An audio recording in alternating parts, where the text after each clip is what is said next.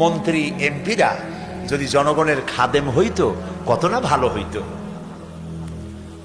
খাদেম হওয়ার চাইতে সরকারের মাল, জনগণের মাল, জনমের খাওয়া খায়, মানুষ না খাইয়া থাকে, ঠিক না?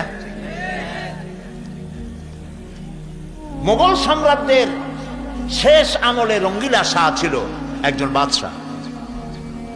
তার কাছে আফগানের বাদশাহ যখন এলেন, তার জন্য খাবারের অ্যারেঞ্জমেন্ট করা হয়েছে। আফগানের সেই বাদশার জন্য সবাই খেতে বসেছেন। উনি বলছেন, তার গোলাম তার খাদেমকে ডেকে বলছেন, মেরে খানা তোলা। তো রঙ্গিলা শাহ মনে করছে যে এত ভালো ভালো খাবার থুইয়া উনি আবার খাবার চায়, না জানি সেই খাবার কত উন্নত। ওনার খাদেম এনে দিল একটা কাপড়ের, পুরানা কাপড়ের টোপলা।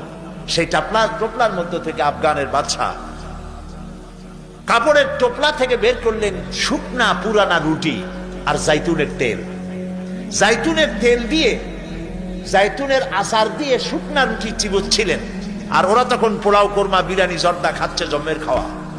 উনি বলছেন, আয় লোগো, আফগানের বাদশাহ বলছেন, আয় লোগো, तुम जो गिजा खा रहे हो ये दुनिया के गुलाम कौमों का गिजा है, और जो गिजा मैं खा रहा हूं ये दुनिया के फातेह कौम की गिजा है।